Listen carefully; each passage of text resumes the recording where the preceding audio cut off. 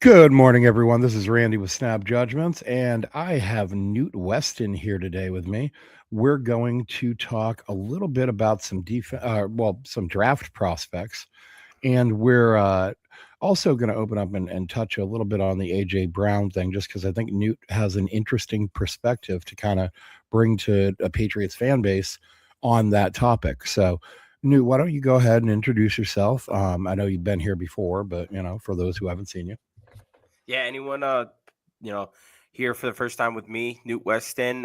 Rain and I got a chance to connect from Draft Professor and the things that are going on over there. But yeah, it's been kind of a ongoing opportunity for me to be able to talk ball, and Rain's been nice enough to have me on for a second time now, so must be doing something right. But yeah, with the AJ Brown trade, and I think you brought it up obviously with me just being on the heels of the Micah Parsons trade for the Packers last year, and still, like this draft cycle, next draft cycle, like is going to be impacted by that trade just because Packers get both those 2 first-round picks. And I Yeah, don't and you think, guys kind of had the nightmare version too, where yeah, the guy got injured for the rest of the season. You didn't get the payoff in year one, at least. yeah, and I mean the production and everything was there, and you saw what you wanted to see to feel comfortable about it and feel excited about him as a player. And obviously down the stretch, the injury was an absolute backbreaker. His ability to come back from the injury for year 2, I think, is going to be something where a lot of Packers fans are now keying in, because I'm not saying it's win all or win now mode, but man, it feels like you got this window with like the Jordan Love and Parsons contracts where they're very manageable, because they're so back heavy, where it's like you can do some things with the roster. You've got some of these guys that are, coming up on the end of their rookie deal, and it'd be really nice to be able to take advantage of that. But with the AJ Brown situation with that, I think it's something where, and I've heard June 1st, like they're not going to make a move till then for, whatever situation it is. I don't think that there's anything that rules out. Like we could be talking live right now and hear something breaking with AJ Brown, or it could be like a draft day thing, or it could be like a Micah Parsons where it's training camp and AJ Brown's still not happy, and it's like, all right, well, Philadelphia takes what they can, get some draft picks, and goes from there. Yeah. The trade that I actually thought of though when I was thinking about this, and I think it has to do more with AJ Brown's age, and not necessarily the feelings towards the team, but it was the Devontae Adams trade to the Raiders and everything kind of surrounding those two things. Adams didn't want to continue to play for the franchise tag, wanted to get a long-term deal done. Packers ultimately wanted to kind of move on from him and get good value, and gave up got a first and a second round pick from the Raiders for Devontae Adams. And that was like a late first and a late second round pick. I think if AJ Brown were to go, that would be about what I would think that a team could get him for, would be like a first and a second, or maybe 2 high seconds. If that was like, 26 and a 27 second that were high, I think that's what you could kind of expect from him. And I think like he's still got the juice. He's an alpha. He's a very clear cut wide receiver 1. So I don't think that it's crazy to think that a team that's, really trying to help a young quarterback or is trying to go and win it now would shy away from that opportunity. Yeah, I mean, so my overall take on the AJ Brown trade, because I know you and I haven't like actually talked about this, is that I think it's just like people are just trying to like get content out of it for like the next 2 months. Like, Yeah. I think it's silly to talk about, because I don't think it's I think it's silly to waste a lot of time talking about it. I don't talk about it a lot. I mentioned it like once or twice real quick here, because I don't think there's any reason it gets done before June 1st. I think it's just, I think, look, there's a $30 million dead cap hit that gets relieved after June 1st, right? You go Correct. from 40 million to 10 million, roughly. Yep. And on top of that, Philly wants 2027 draft picks. They're much more valuable than 2026 draft picks right now, despite the immediate return of a 2026 draft pick. That's not what it's about. Philly doesn't play the short game. Philly plays the long game. They're playing chess, not checkers. Okay. Yep. So like, They don't give a shit about the immediate return of the 2026 draft. They want to get in the better class of the 2027 draft. So there's absolutely no motivation unless someone were to go, hey, look, let me give you this wild package that you can't refuse because I just have to have AJ Brown right now, and that would be ridiculous. That would be a terrible trade to make. Yeah. Um, and I guess from like a Packers fan perspective, I guess my question to you would be, you know, with the benefit of hindsight right now, and seeing how Dallas is situated right now, right? Because you guys really kind of, I mean, they're sitting there with Kenny Clark and Rashawn Mhm. Gary, and you guys' draft picks. And then you guys are sitting there with Micah Parsons. I mean, it was a full on, edge swap, plus they got the tackle, plus they got the draft picks.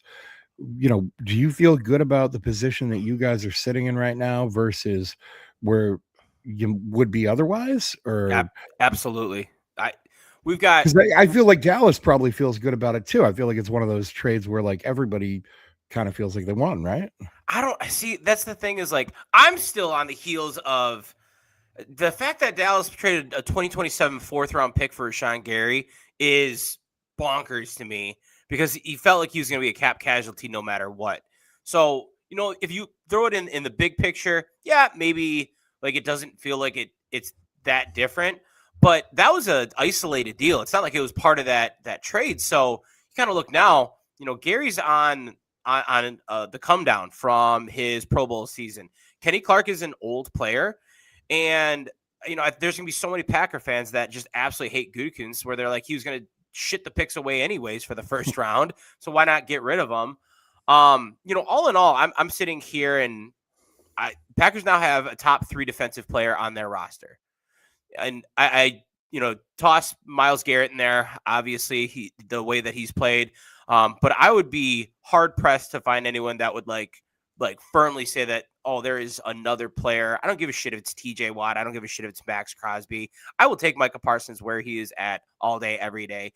And I know that, yeah, we're talking about in hindsight now with the injury, but we're still coming off of a guy that had the production that he did with the Packers, has had an extremely impactful, albeit short stint with Dallas Cowboys. And you look at it, and I don't think that there's a way that you can, be upset, especially if you're looking for this impactful player that is really going to be a dynamic game changer for you. So I know I don't speak for everyone, but hindsight, I'd still take this trade and continue to roll with it. Okay, yeah, fair. Like I said, it's just good to hear a different Yeah, perspective, and it's not an apples to apples thing. Obviously, like AJ Brown is not a top 3 offensive player or correct. whatever, but I mean, it's philosophically the same thing. You're trading draft capital for a star right now, and Yep. you kind of got the snake bitten version of like star right now that gets injured 5 minutes later, and so. But good to know that it's like there's no buyer's remorse even with that negative outcome. Oh yeah. But all right, let's listen. We're going to dive into some draft prospects here, and what I did is I've got some guys I know you like. Some there's a few Newt guys on here from your My Guys episodes there, which go to his page on Twitter. Scroll down. He'll pop the link for the episodes he's on here and there, and make sure to go check him out. Um, and so I put a couple of them in. I put a couple of guys that I like in here. I put a couple of guys I've seen you mock draft. So these are players that you're familiar with, and I think that they fit us well also. Yeah. And we're going to start out with the running backs. These are two guys that really interest me because I think we need help in the short yardage run game. Travion Henderson has struggled to get on the field at all, honestly. Did he He struggle, was or was it just like a weird usage thing? He looked no, he electric when he was on the field. Yeah, but he can't pass protect in the NFL right now, which is Oh, weird because it was like one of his calling cards coming out of school, okay. but he's terrible in pass protection. He doesn't pick up blitzes, and he really got Drake May laid out a few times. And that's why they wouldn't put him on the field because it was like when he's on the field, you're going to run. It was too obvious. Yeah. So enter Katron Allen and Jonah Coleman. Let's talk about these two little wrecking balls. Um, There's a lot of similarities between the two guys. I think they probably go in, similar-ish range, like right around 90 to 100, 110, something in that neighborhood. Yeah. Why don't you give me your take on these guys, like compare and contrast them a little bit? Yeah, so I think they run a very similar game where, you know, they're going to run with that wrecking ball power. They are going to run through guys. But they're not built in the same way, which is kind of like the intriguing part about it. Jonah Coleman is built more like you would expect for that style. He's 5'8.5", 220 pounds. He is a low center of mass, heavy hitting halfback that is going to be able to put his shoulder down and be an effective player. When you look at it, he's done a phenomenal job. He had a missed tackles forced of damn near 0.25. And when you're looking at a guy that's not a shifty player, but he can just kind of like put his shoulder down and go through a guy, to be able to still have that production is absolutely phenomenal. So I think with Coleman, you're getting a guy that's built really well for that situation. Katron Allen, and I always make a point to mention the Fat Man nickname, but he's really built quite well. 5'11", 216, and he's going to be a guy that runs bigger than he is. But I think with that, when you take a look at the way that he's able to be an effective player, you do pair a little bit of elusivity with that wrecking ball running. You pair his vision, which I think is top tier. And that's going to be kind of a big difference. One thing that I do see kind of with the difference of them beyond just with the ball in their hands is Katron Allen. And I think it might be a little bit of the fact that Nick Singleton was also on the team. And Singleton, he's a little bit lower for me, but he is a phenomenal third down back. He can pass protect and he can catch almost as good, if not better, than Jeremiah Love, who I love Jeremiah Love as a player that can be an effective third down option. And then with that, when you're taking a look at Katron Allen, I think his usage just kind of fell by the wayside because they wanted to get Singleton out there on those opportunities. Coleman, I think he's done really good things as a third down back. The thing that frustrates me, honestly, is I think he should be a better blocker. He's built well enough to be a solid blocker. He's got a low center of gravity. He's got the mass, and he's not a bad blocker. But I want him to be like that much better. It's almost like when Braylon Allen was coming out from Wisconsin. Like, you're this massive dude, and you're not a good pass protect. Like, why? It blew my mind. So, two guys that I think have the play strength, have the size to be able to be effective, and to kind of the point you're making, that short yardage, like they're going to churn out and they're going to be able to really run effectively between the tackles. Yeah, I mean, I think that the dynamic between kind of the Katron Allen in the passing game is similar. You mentioned Jeremiah Love to Jadarian Price, who Yep, it's a very lot of much. people are like, well, he could be good, but we don't really know because Jeremiah Love did all the catching. And similar here. The one thing I really liked about Katron Allen is that the Penn State season did not go as planned. Right. Nicholas Singleton's year really fell off. I think he was like he did not have a good year No. statistically. I don't have him right in front of me, but Katron Allen continued chugging away.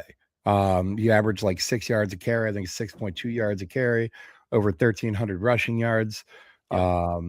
200 attempts, 15 rushing touchdowns. Like, he kept on going, and I like that, that a guy that, like, even when the rest of the team falls off, he doesn't just fall off with them. Like, he's the guy that continues to try to carry and try to fight and try to make it happen. And yeah, I really liked that about Katron Allen personally. No, I totally agree, and just all of those things. When you point to the fact that that I'm really glad you brought up the Jadarian Price and Jeremiah Love, because both backs were able to run very effectively in Notre Dame. Now, obviously, Jeremiah Love, you can see it, but Jadarian Price is able to hold his own and be an effective running back, and that's why I think people are excited, because you're getting them in an apples to apples situation, and Jadarian Price is still doing a good job. So you get excited when you have a guy that can. I'm not saying he's meeting Jeremiah Love's production, but like, he's around it, and you get excited about that. And I think the difference is very apparent when you talk about Allen versus Singleton, where Singleton fizzled, Allen thrived, and it's It's an apples to apples situation. They were running behind the same line, playing against the same defenses. Allen was able to be effective, and Singleton was not. And whether that's more of a criticism of Singleton or praise for Allen, I think is what a lot of people are still kind of going back and forth between. But I attribute it to like kind of what you said, like Allen's mentality and the way that he plays. Yeah, I mean, and I think honestly, it continued into after the season at the Senior Bowl week, despite the fact Singleton did ultimately break his ankle, I believe it was. Like before that, he also looked like a shadow of himself, and just not what you would expect to see out of him. You get out of that if you want to blame the bad situation for your bad year. Okay, cool. Now, once you get out of that situation, you're at the Senior Bowl, go show out. And he Yep. just didn't. I mean, he just didn't look good. And, on the other side of that coin, I thought Katron Allen did look all right at the Senior Bowl. In the clips I Yeah. saw of him, I saw him picking up pass protection mostly in those clips. He did a few passing drills that I saw and, made a few catches. That's whatever. Yeah. But like out there picking up the pass protection is really what was important in terms of the drill work that I saw. Yeah, absolutely agree. All right. Well, listen, let's move on down the positional chart here because we're going to talk about a couple tight ends. I know at least one, maybe both of these guys that you really like here, and that is Justin Joly, not to be confused with Jolly. My understanding is he does not like that. Jolie and Joe Royer. And listen, I'm excited about these guys. These guys are both like kind of real heavy pass game type tight ends. All right. They are essentially what you would call a big slot. And listen, we love big slots. Big slots get us Absolutely big excited. slots. Yeah, man, both of these guys. So Royer's number 5 on my tight end board. Jolie's number 2, and I will fully admit, like I am on the Justin Jolie bandwagon. I think he's a hell of a player. He's top 50 player on my board, and for me, they are two different players, but they kind of do come from the same vein where they've got the ability to thrive when you put them as a big slot. But I think both of them are going to, in a class that, in my opinion, has a lot of players that are either one or the other. Like you're either this pass catching tight end, or you are a run blocking, pass blocking tight end, and guys that are really struggling to be effective at both. Now, obviously, in my opinion, at least, that's what makes Kenyon Sadiq such a attractive option in this year's draft, because he does excel in both. I'm not saying he's the best blocker. I'm not saying he's the best receiver, but he is a damn good blocker and a really good receiver. Jolie, I think, is that maybe watered down a little bit. I don't think he's quite as dynamic and as much of an athlete as Kenyon Sadiq is, but I think that you're getting a guy that's like really, really well-rounded. He can play the game for you. He can be, as a large slot, he can be in line. He played like 50-50 split in line versus in the slot. And I think that that is going to be something that really allows him to be, a desirable target. And then you go to Joe Royer, same thing, like 50-50 big slot versus being as an inline tight end. Now they used him off the line a little bit. It's just, I think, more of a decision from Cincinnati, but they were able to feature him a ton. And this is kind of it's not a hot take because I think people would agree with it, but in my opinion, Joe Royer is H-back 1 in this year's draft class. I see him being as a really effective option if you want to use him as a H-back in the backfield, as a fullback at times in an I formation, when you're looking at a goal line or looking short yardage. And then you can move him outside, and you can do so many dynamic things with Joe Royer. I think that he's built really well for the position. I think his athleticism is going to be apparent when you get him in those opportunities. And so for me, when I start seeing him, I've done a million mock drafts for Cheesehead TV and, other things. And it's like, man, anytime I'm seeing this guy, the, middle to late day 3, it's like, sign me up, because I think he is, and I know we kind of like titled this offensive weapons. I think he is a really good embodiment of that. Okay, yeah, that's really interesting to us too, because the Josh McDaniels offense has historically used multiple tight ends, used them in different ways. I mean, the optimal version of it on the field, clearly just on the field, Yep. was Aaron Hernandez. When you had the Aaron Hernandez and then you had Gronk, and you Gronk. were able to use those skill sets to complement one another.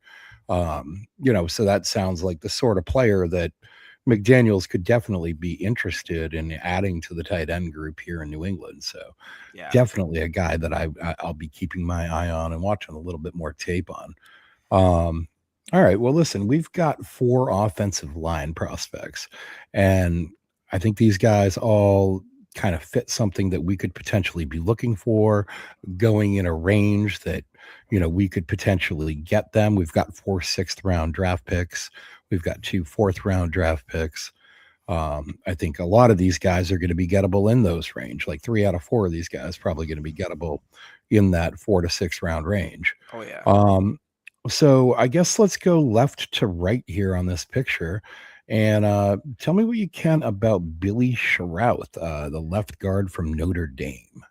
So with Billy Schrouth, when I take a look at him, he's for me going to be a guy that you see number one the build right away. I think he is a nice stout build. He's got adequate length for the position, and he moves really well with that build. The feet, he's very light on his feet. He's able to, whether it be as a pulling assignment, climbing into the second level.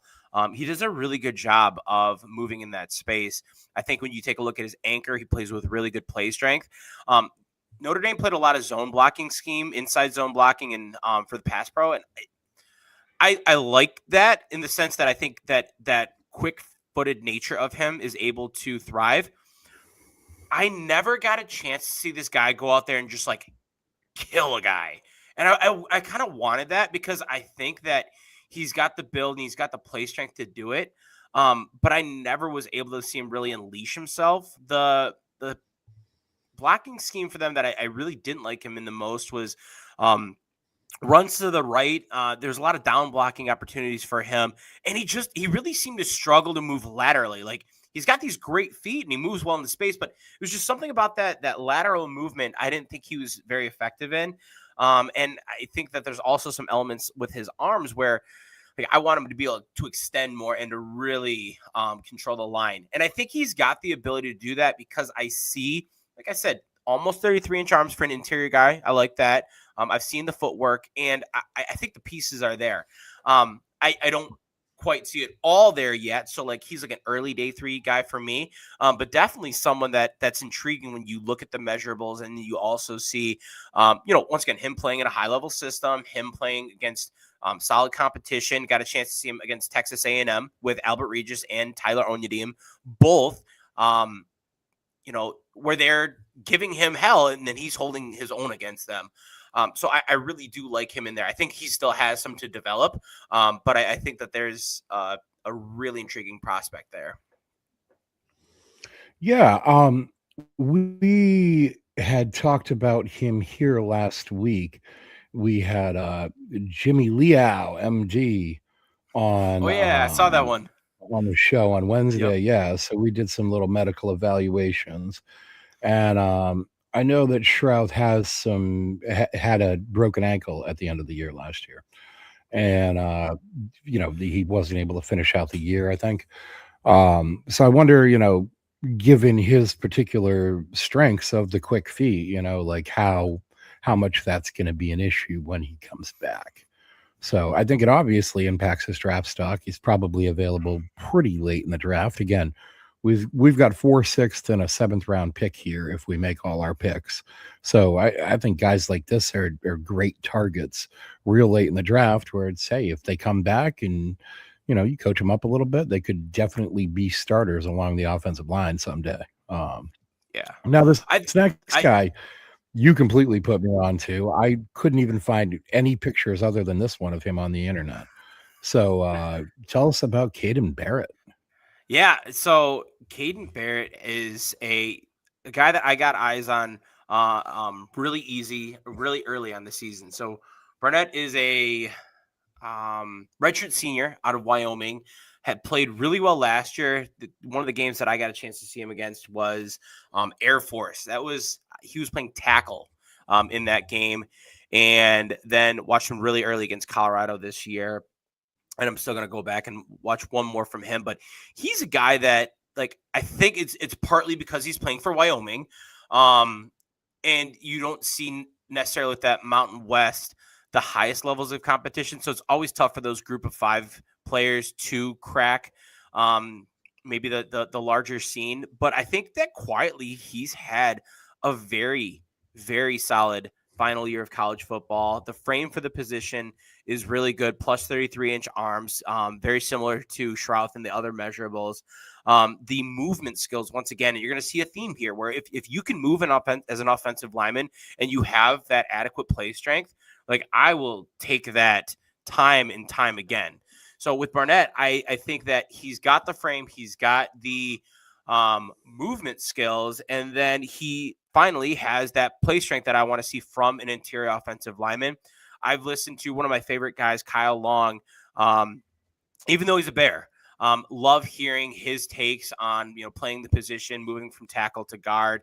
And he said one of the things that as a tackle, you're kind of alone and by yourself out there. But when you move into guard, everything happens so much quicker, and you have to be able to be very reactive, but also have like that really strong foundation. And I think that Barnett does a really good job of pairing all of that together. I think he still has to continue to develop the hand usage, landing blocks, and maintaining and sustaining those blocks.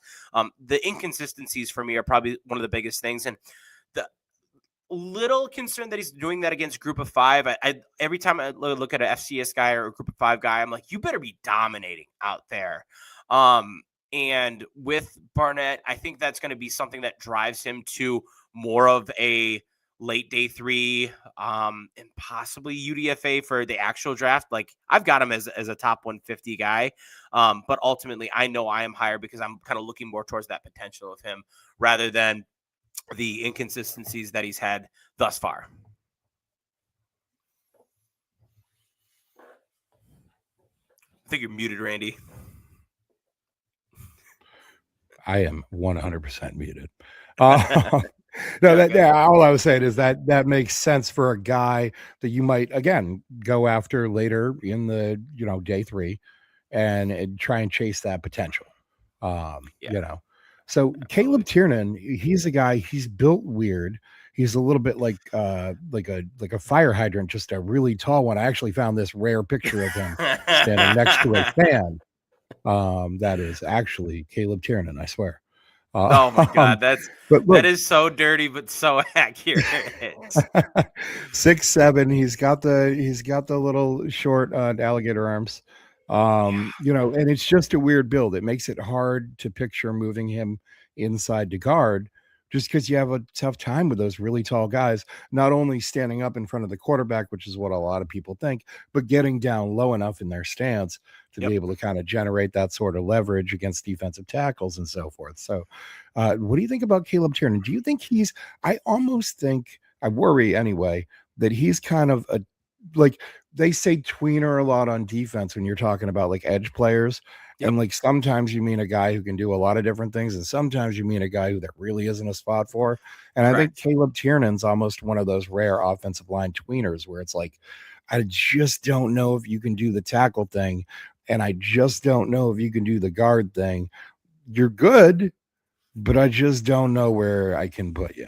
Yeah, and you spelled it out really well. It's the 6.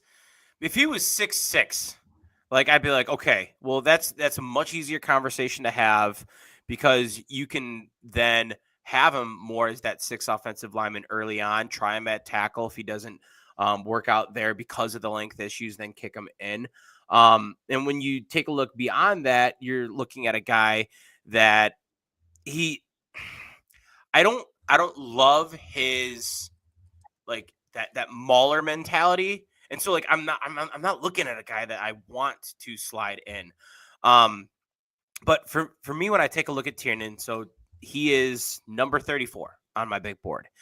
And I believe that he can win as a tackle. That is the reason that I have him there, is because I ultimately think he can be successful. I think that he has the athleticism, he's got the IQ, and he knows how to play within the confines of his arm length well enough where I'm willing to take that bet on him, because I think what he does as a pass protector, even with shorter arms, is that good. And when we're taking a look at guys, in this year's draft class, I don't know whatever happened with CC Malinois's arm length, and then Spencer Fano's arm length, or not Malinois, Spencer Fano. I'm talking. Like I know it was like 32 and 1/8, 32 and 3/4, and kind of popping around. We're talking about Spencer Fano as a bona fide top 20 pick. And I take a look at Tiernan. I'm not saying that he had the season that Spencer Fano did, but if we're looking at a guy that is good enough to overcome that length issue, and you've seen it on tape, and Caleb Tiernan has done that for 2 straight seasons now, where he has been a dominant pass protector in the Big Ten, playing against some of the best edge rushers in the nation. I don't know why we're hesitating so much around that when we start taking a look beyond it. Actually, I do know why. It's the arm length, but we have other guys that are like definitely proving that you can overcome that. Is it ideal? No. But is it something that I'm willing to take a look at this guy in the second round? Yeah, absolutely. Do you think it's the fault of Gabe Akis? Gabe Because I Akis, think it might be the fault of Gabe Akis. Gabe I think Akis is, before that Illinois game, people were yeah. talking about Tiernan differently. Yeah, Gabe Akis, what did he get? 3 sacks against I think it was like Northwestern? 2 and another play or something like that. Yeah. I don't think it was 3, but he had a really good game. And that So was, I feel like that was like one of the tough games for Tiernan that really, that's when I stopped hearing people talk about like, oh, he should be in the first round. Like, because people were talking about that yeah. early on. And then Akis came along and they stopped talking about that. Yeah, and I think that's definitely going to be something when you see like, all right, well, here's Gabe Akis. Here's that prime example to like the counterpoint to mine. So Tiernan gave up, I want to say like 4 pressures that game and the 2 sacks. He gave up 3 sacks total on the season. So that means that everyone else out there, he was able to shut down. I don't know what it was with Gabe Akis. I think it was, partly him trying to set up out wide, because Akis can win in so many different ways. And then I know a lot of those wins were, to the inside, and he did have 1 sack around the corner, because I absolutely made it a point to watch that game. But I think that you also look at that, one of the things that Caleb Tiernan has been habitually criticized for, besides his length, is his run blocking. And you take a look at Caleb Tiernan, he shut down Gabe Akis as a run defender. Like, he was not able to do anything. And this is supposed to be something that Tiernan struggles with.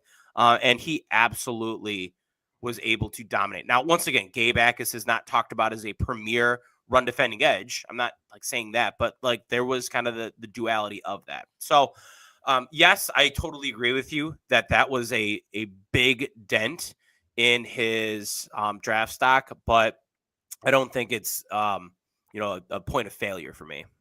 Okay. And to compare and contrast these guys, just because obviously Patriots fans have a lot of experience listening to Yep. arm length, debates and so forth. Tiernan had slightly shorter arms at the combine than Campbell did, 32 and a quarter Mm-hmm. compared to Campbell's 32 and 5/8. But 2.5 inch greater wingspan, which is ultimately what you're really talking about in terms of pass blocking when you're talking about arm length. Yep. Like, yes, you want to get your arms out, but that's kind of more of a run blocking thing, I think. When you're talking about pass blocking, you're talking about wingspan. How much ground do you Can you cover cover? from fingertip to fingertip? And clearly longer arms help in that equation, but that's not the whole story. Also, the broader chest. And I would say that the broader chest is kind of equally important anyway, just kind of being able to absorb that impact of power rushers and so forth. Yeah. All right. And the last, okay, sorry. Well, I was just gonna kind of like comment on that, because I think that when you take a look at Will Campbell, obviously he's a phenomenal offensive line prospect. I'm not gonna let one season, and especially like one playoff run kind of define where he is. I do think the conversation for Will Campbell playing guard was more based on his ability to play on an island than not. I shouldn't say more. I think it was equally based on his ability to play on an island as well as that arm length conversation where I think Caleb Tiernan moves so well in space. And so that's where I kind of come back to it. If Campbell's got a little bit better wingspan, well, actually a lot better wingspan, but better length. But I think that Caleb Tiernan's able to play better out in space.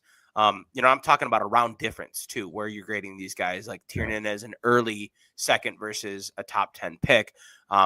Once again, I come back to it and I say, well, if this guy is the athlete and moves the way that he does, let's give him a shot out there.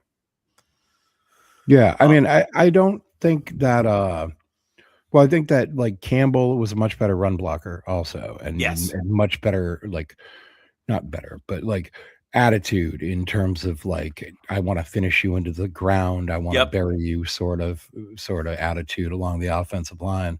And like, I don't want to be the guy, like I don't want to like put the death nail in Campbell's career or some shit like that. I just think that the path of least resistance to success for Campbell is that left guard personally. Yeah. Like, and he's got the ability to succeed there too, where we're talking about Tiernan, probably not being built for that. Campbell absolutely could thrive in that situation. And, the Peter Skoronski conversation has been littering the last 2 years with Campbell and now with Tiernan, where it's like, well, Skoronski went right to guard as well. And that just is not quite the case for Tiernan. So I do see and I understand like where people are a lot lower than him. I think consensus has him as like an late day 2 pick or midday 2 pick probably. I definitely believe in the movement skills for him. Yeah. Well, our next guy, there is no such debate about because he is a guard, Jalen Farmer. Did I see this stat? Fast guard. He has never played a position in college football other than was it right guard? He plays on the right side, right? I can't remember. Really?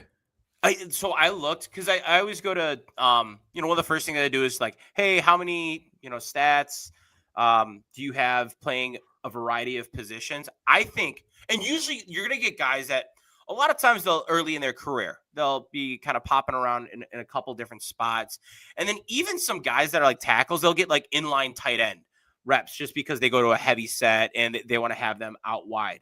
Jalen Farmer, I want to bring this up because I'm almost positive he has played, right guard. He's played 1,639 snaps. Every single one of them has been at right guard. No other position on offense, which I thought was, interesting, especially from an interior guy. Yeah, I mean, it's hard you've got to be a starter to get on the field at all. You can't, nobody's going to, bring you on as a backup right guard. Like, you've got to at least have the flexibility to do something else, whether it's play left guard, whether it's play right tackle, whether it's snap the ball. I mean, something else. You've got to be able to back up multiple positions to be on an offensive line. Correct. In the NFL if you're not a starter at a position. And, versatility brings opportunity, which brings success is kind of what I always say. That makes sense. You can see here our friend Clint Goss, who is going to be on the program later this week, tweeting about Jalen Farmer, how he ran into an OL best 17.07 miles per hour at the Senior Bowl. Just a very athletic prospect. What do you think is his like range? I really like Jalen Farmer. I don't think I'm not leading the Jalen Farmer bandwagon. But I definitely see it. I see him as a guy that is a for sure day 2 player, in my opinion. I don't see a situation where he gets out of day 2 because part of it is before I watched him, the 4 guards I had watched ahead of him were Ioane, Basantis, I'm calling Dunker a guard, and Pregnon. Pregnon, my grade, and I'm lower on Pregnon than most, is like 60. And then after that, my next guard was DJ Campbell at like 126. So I had this massive gap. And I know Okay. that like my board is going to be different than a lot of other boards. But so like with that, I always struggled because, Packers, when you get to the third round pick, like that's definitely something that they're looking at. And, And where did you say you had Farmer again? I'm sorry. so Farmer, I didn't. He came in now at 83, and so Oh, like okay. Okay. he's really been a player that has like, okay, well, I fit right in here. And when you talk about value, when you talk about what you're getting out of this player, I don't know if I see him as a day one starter, but I see him absolutely as a really, really high floor and still high ceiling when you talk about the athleticism for him in the NFL. And I think that's going to be one of the calling cards is, what he was able to do in the SEC. And if you watch some of these Kentucky football games, man, they were wild. Like, it is like backyard football with the quarterback play. And I'm like, what is going on? And if he's able to survive in that chaotic environment, you get him in a little more structure. I really like his opportunity to be an Who was effective playing player. quarterback there? That was Jalen Daniels, right? Or No, no? not a Kentucky. That was Kansas. Kansas. Yeah, my bad. I didn't even look. But I mean, just like some of the decision making, and it was like when you were watching Cam Ward play, and like you'd see these plays that would last 15 seconds because of his ability to just to kind of like survive out there, and it makes it so hard to assess everything else that's going on around him because it's so far out of structure. I was kind of watching Kentucky this year, but Farmer was able to play really, really well.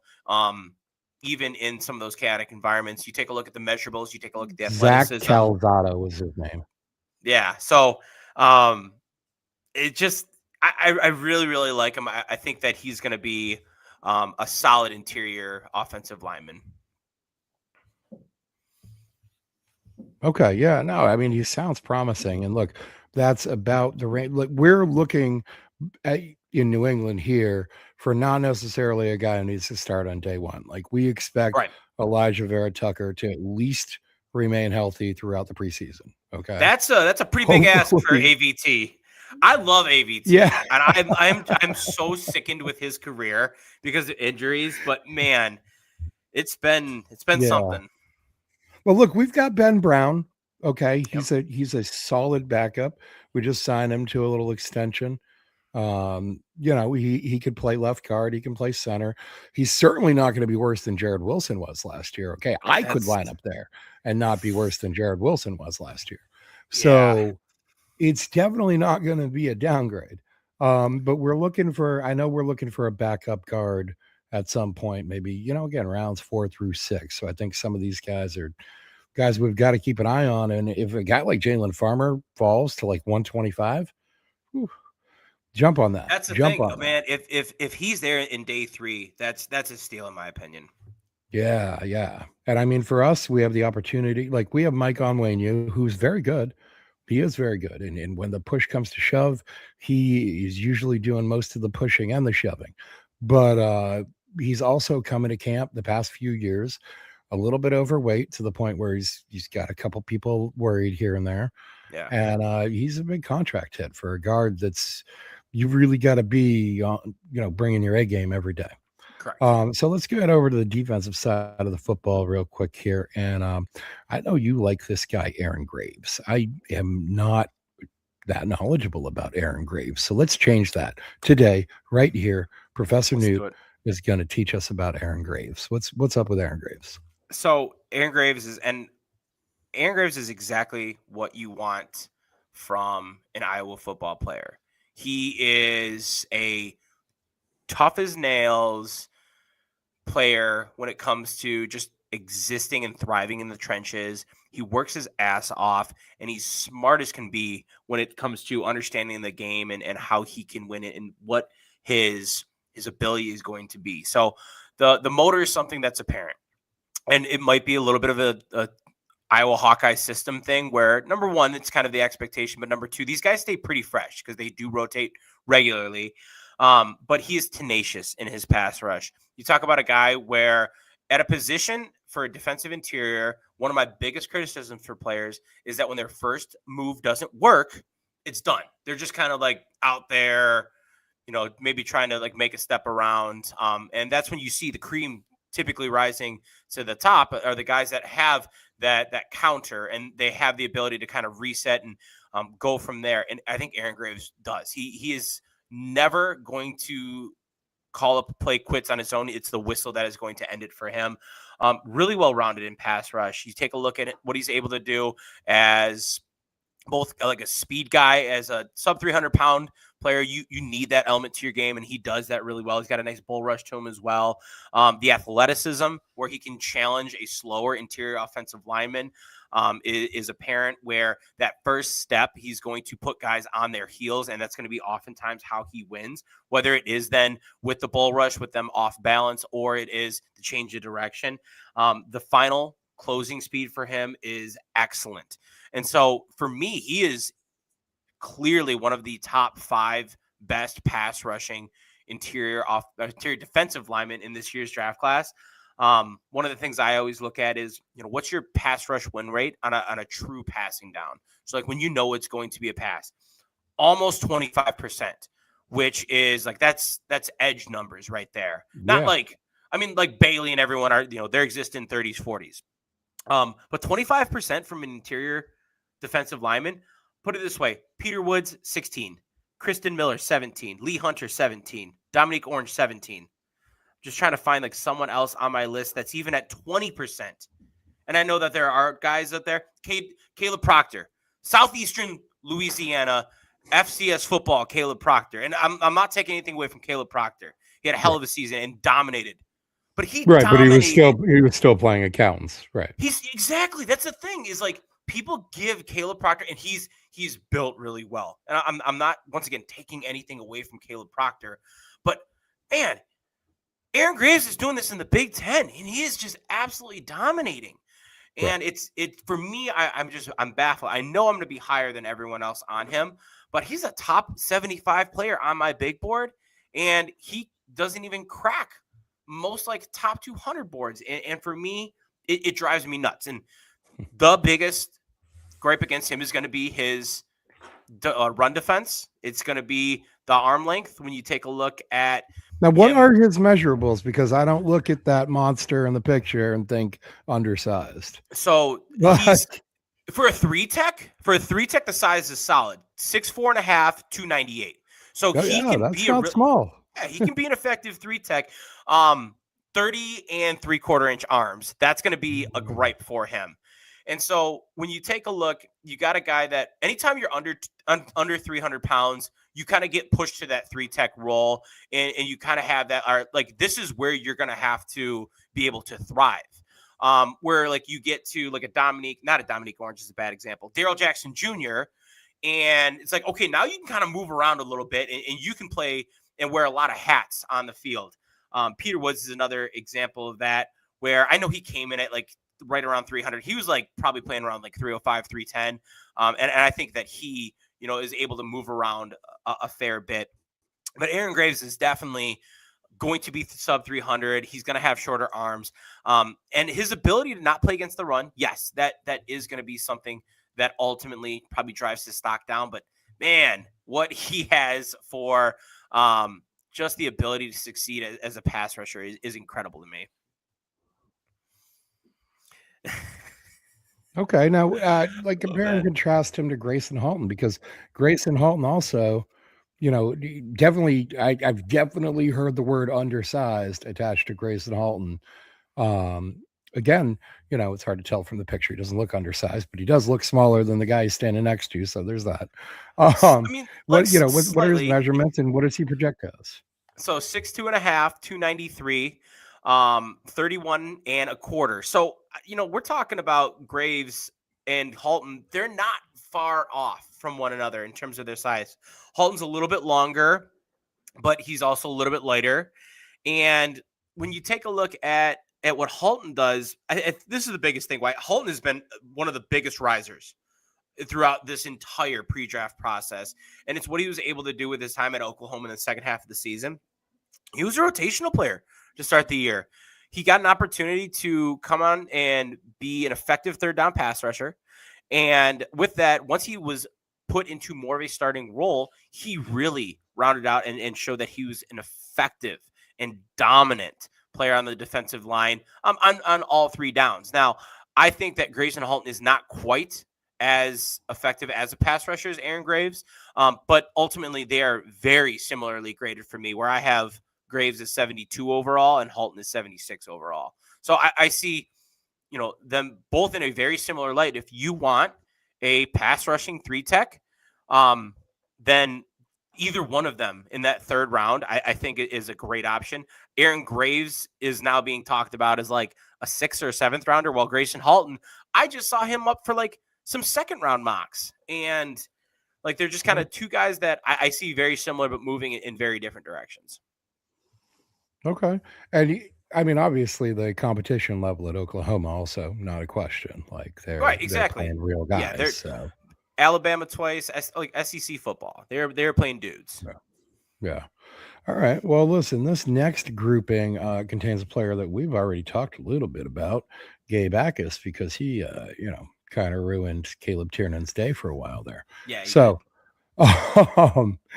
the so yeah, this whole grouping here, we've got Anthony Lucas. You and I talked about him a little bit on X. We did, yes. So let's talk about him I found the first. rare footage of Anthony Lucas. Yeah. Listen, it's like finding footage of Bigfoot. Okay, trying to find footage of Anthony Lucas making a sack. I will tell you right now, off the top of my head, he has 3 sacks. One of them was the one you posted, Which was not like a against pretty sack Rayola. for him. Yeah, no, the clip was like a half hour long. Okay, Rayola Yeah. got the ball, ran around for a little bit, made a snack, took a nap, and then finally Lucas found his way around the tackle, got to Rayola. Rayola did everything he could to make sure that happened. Yeah. And then the other 2 sacks that Lucas had was in the first game against, I think, Georgia Southern, Yeah. against their backup left tackle. It wasn't against their starter. Their starter went down, against the backup left tackle. The production is bad.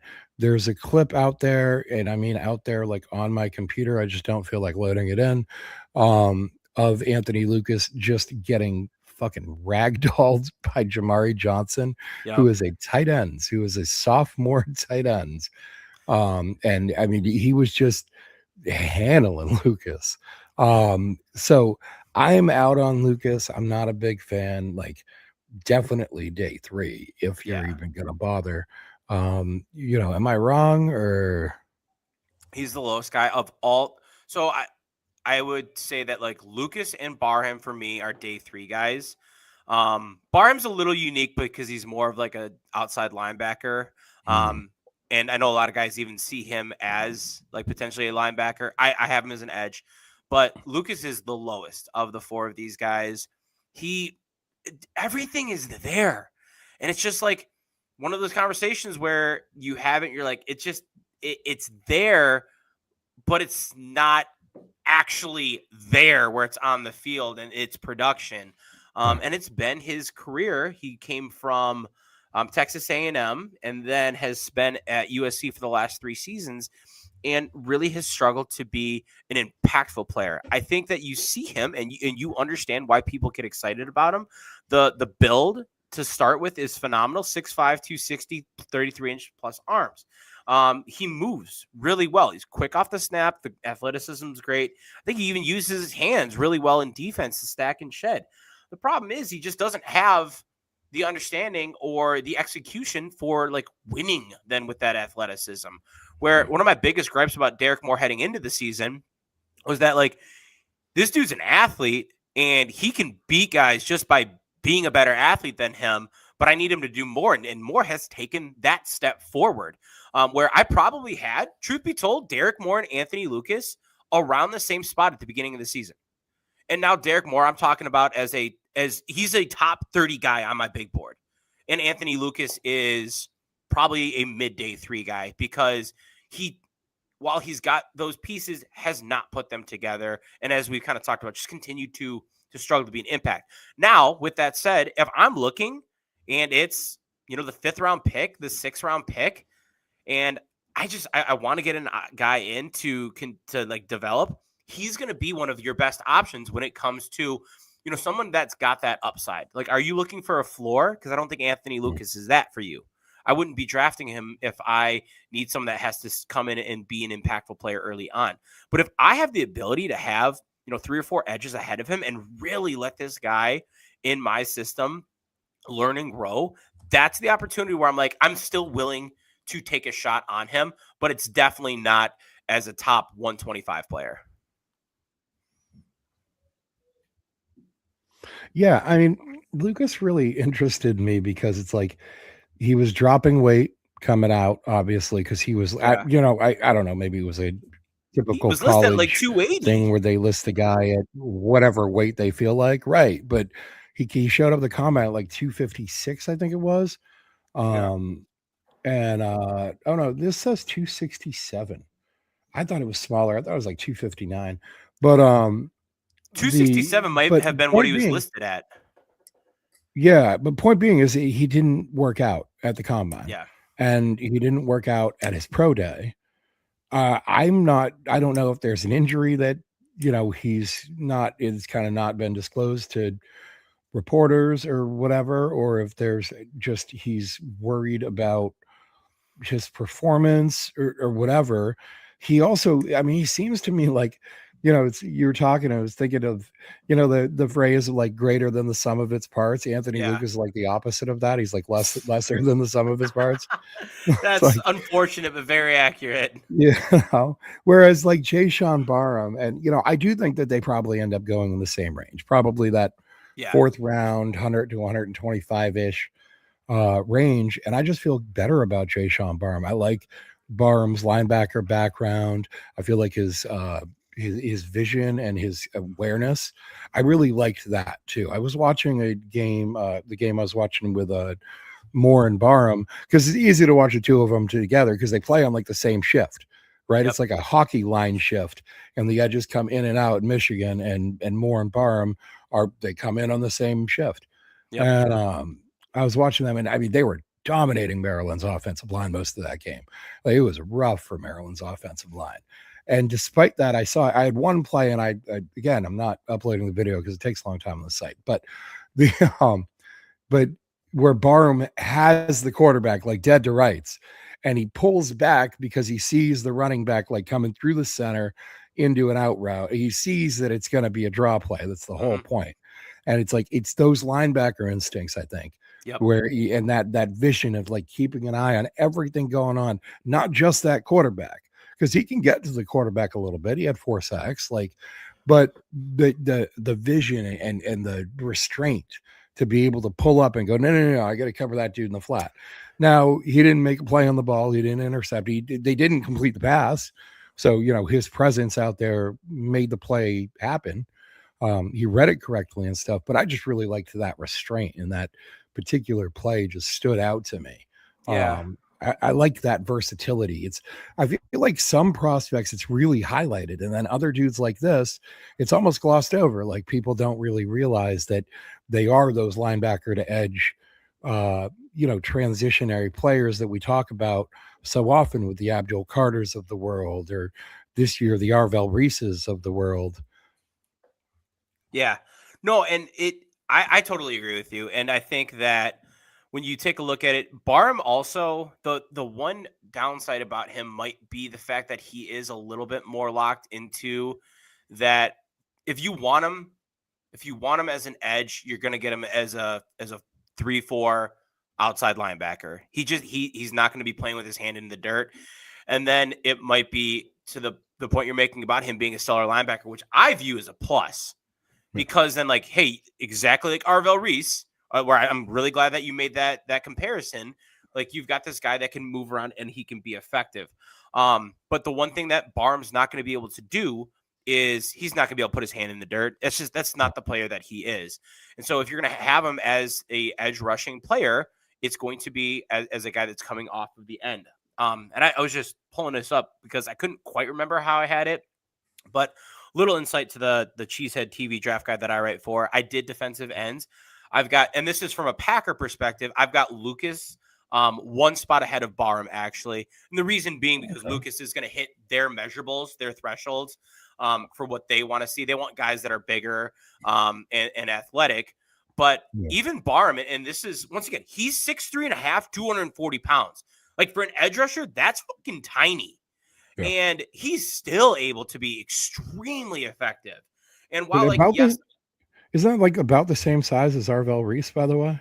Isn't he no, like Reese is 6'4", 243 or something? I thought Reese, maybe he is. I thought Reese was tipping almost. Actually, no, that is right. Yeah, Reese is like 243. Yeah, right around there. Not that I'm comping necessarily the two prospects, but there are You heard similarities it. in. You heard it here first. Randy saying that Jay Sean Barham will have a better season than Arvell Reese. Clip it.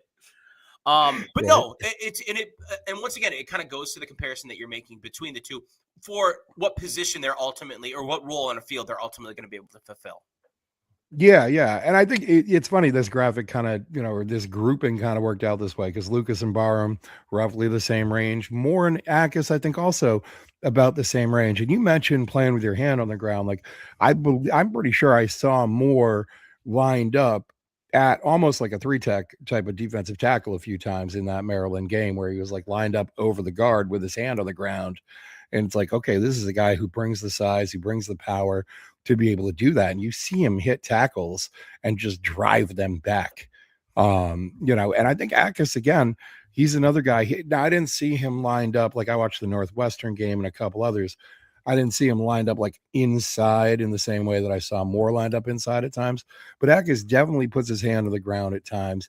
And there was sometimes to me it was like he was like so like antsy to get he's like rocking a little bit, like he's antsy to get going, and he almost rocks himself into the hand on the ground and then rockets Yeah, off from there. And he's just pop off when he's got his hand on the ground. yeah. I Is yeah.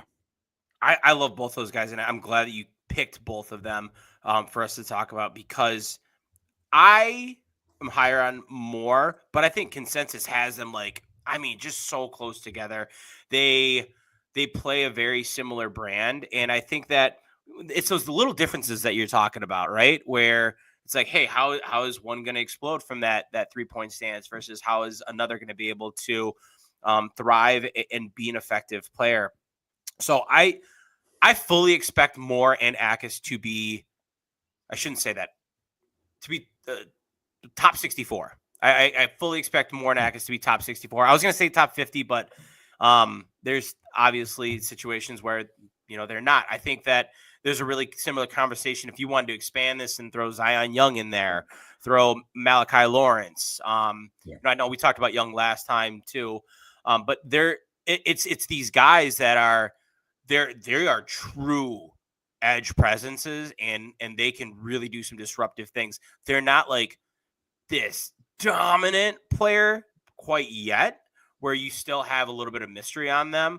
But what they're able to do and be effective, and I'm not quite there with them, but you can even toss like Danny Dennis Sutton in there with like the measurables and the athleticism as well. Yeah, that's I was gonna say DDS is right about in that range Yep. too. All right. Now listen, I didn't even notice the clock, but we are at about an hour already. So let's fly through these safeties real quick, do a real quick rapid fire, and then get on out of here. All right. Um, Here's the safety group: AJ Halsey, Jalen Husky, Keontae Scott, Michael Taffy. Let's pair them up and talk about AJ Halsey and Taffy. They're both true safeties. Yep. How does their play look? Because you could say safety and mean two entirely different things, right? You can be five entirely different things. Yeah, well, yeah, for sure. So how do they compare and contrast and fit into the NFL? So I think with Taff, he's going to be a guy that very reliable. Plays the game really well, overcomes athletic limitations, and really does it through just an understanding of the game. Has done it 2 straight years, All-American at Texas. We're talking about big time football here. And so when I see him make that next leap, he's not going to do it from an athletic standpoint, which always do worry about with the safety position. I think that it is truly one where if you're winning off instinct in college, I think that there is a larger chance for failure because just some of the dynamic athleticism of NFL players really does give you a little bit of pause. But once again, when I'm taking a look at Taft and I'm looking at how he's winning, like he's dominating secondaries. When you look at him from a college perspective, to the point where it's like he should be almost like a first round conversation. Now I don't have him there. He's a round 3 grade for me. And I kind of look at it through that lens. However, he does have the IQ. He has the acumen to be able to be a really savvy player. And I think if you put him in a too high look, he's going to be a ton of fun. Where AJ Halsey, I think that they both played single high in college. They're both going to have to go to too high. Halsey is going to be a player that is going to win from the big hits, the big moments, where I think Taft plays a little safer. I shouldn't say necessarily like all the time. Obviously, there's a controversial hit in the ASU game, but I digress a little bit. Halsey he's going to come through and he's going to have some of the funnest tape. He's going to either blow up the wide receiver, not in like a penalized way, but like he just times that attack really well, or he's going to miss. And I think with Taft, you're getting a safer player. With Halsey, you're getting a little bit more of a boomer or bust, where Halsey's highs are really high, but his lows do kind of give you pause from a guy that's supposed to be that last line of defense. Right on, right on. Well, listen, hey, just to make it clear too, this is an old school channel, okay? The only controversial hits here are the ones you miss. That's the only ones we got a problem with. The There you tackle go. you don't make, okay? I don't care Absolutely. where you hit a guy as long as you take him down. So Jalen Husky and Keontae Scott, both kind of, maybe I would call them defensive backs, a little Yep. bit of like jack of all trade of the secondary, maybe. What do you think about these two guys? Do you think do you think they kind of play the same similar role in the NFL, or do you think they're also different prospects? So it's funny. I think they play the similar role in very different ways. Where Keontae Scott, I think he is going to end up being a slot cornerback at the next level. And honestly, I probably should grade him I've got him graded as a cornerback right now because I think he's going to thrive as a cornerback. But if you look at his snaps last year, he played a quarter of his snaps in the box. Like he is a DB to the point that you're making, where like this guy's not playing outside cornerback. He's playing slot, or he's going to play in the box, where Jalen Husky, I see him maybe a little bit more as a free safety, but also as a slot option. I don't want Jalen Husky living in the box for me personally. I don't think that he's necessarily got that trigger downhill where I want to see that, where I think that Keontae Scott does. I think both of them are phenomenal at being a slot disruptive option when it comes to the catch point. I think that Keontae Scott, I would not want to see him in a even like a double high look playing cover 2. I want to see him kind of focusing on the guy in front of him, where Jalen Husky, I really like his vision. And so I think that you're kind of, once again, two different sides of the same coin, where you're getting out of both of them a slot option. With Jalen Husky, you're kind of getting that free safety slot option. With Keontae Scott, you're getting that box safety and slot option out of there. I personally like Keontae Scott a little bit more, a lot more than Jalen Husky. But I know that when you take a look at where Husky's projection is, I've seen him a lot of times as like a, even outside of a top 200, where I see what I have on tape, and his versatility and the way he plays. He is still a really, really fun player, and he's a top 150 guy for me. Yeah. I mean, certainly the draft projection on these two guys is vastly different. And I think that Keontae Scott's going to be 25 by the time the season starts. Like, I think he's a little bit more of this is what he's going to be. And Correct. like, a little less ceiling, a little more floor sort of Very much talk. So, all right. Listen, we like to get into a rapid fire snap judgment section here. Yep. So we're going to have Judge Newt Weston. And look, what we're going to do is we're going to go through each of these groups real quick. Okay. And have you pick a player out of each group that fits best into the Patriots. All right. And so first, we're going to group them up offensive weapons. Uh, so just a reminder, we had Jonah Coleman, Katron Allen, and Justin Jolie and Joe Royer. Who would you say of those four fits the best on the Patriots? I'm gonna go with Joe Royer, and I'm gonna go with it because of the value where you can get him and the ability for him to move around a lot and the McDonald's system. I think that you start to take a look at him there, especially if he can evolve into a back that can, potentially be a ball carrier. Boom, there's your short yardage guy right there. Okay, all right, I like that. Listen, I love big slots. Bring it. All right. The next grouping here, the offensive line guys. Yep. Which one of these guys do you think fits the Patriots' current roster and future projections and so forth better? I would go Jalen Farmer here personally. I think he can finally get a guy that is going to be able to be a really nice addition on the interior, and give you just some solid play. Yeah, I like that, and I think I like Tiernan and some of the things he does and some of the possibilities, but you can't have two outliers on the same line.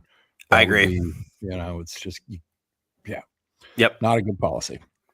All right, this one's a coin flip grouping because I want the edges to have their own group because I want one of No, those guys.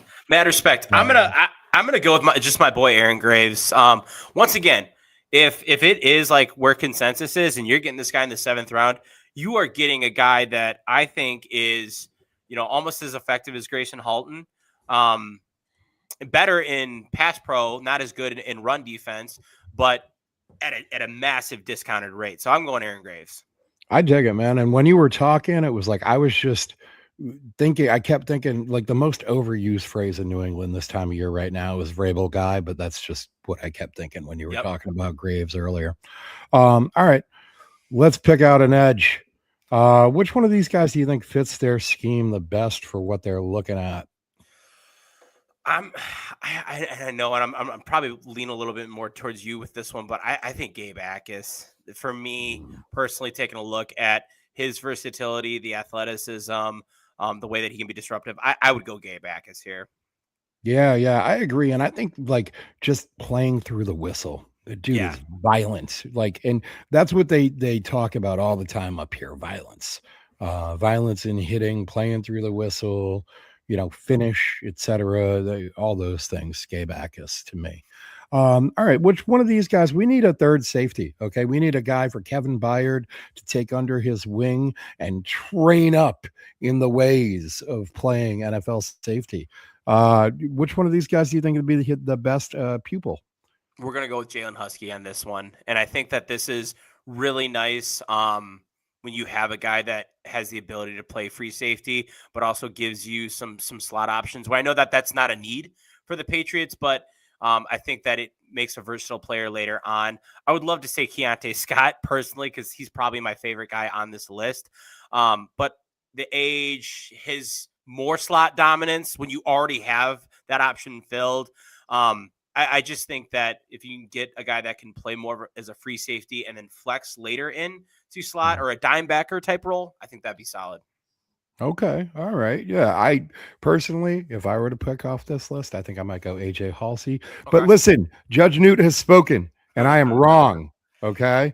It is not AJ Halsey. It is Jalen Husky. All right. Well, listen, thanks so much for your time today, Newt. Thanks for watching, everybody. Don't ever forget to like, subscribe, tell your friends about it. However it is you watch, keep watching. Newt, again, where can they follow you? I'm going to put it in the description also, but just on X. Yeah, I mean, I write and kind of publish for a handful of different places, but follow me on X at NFL Draft _Weston. Copy that. All right. Follow Newt. Keep watching the show. Have a great day. We will see you all soon. Well, tomorrow, whatever. All right. Bye.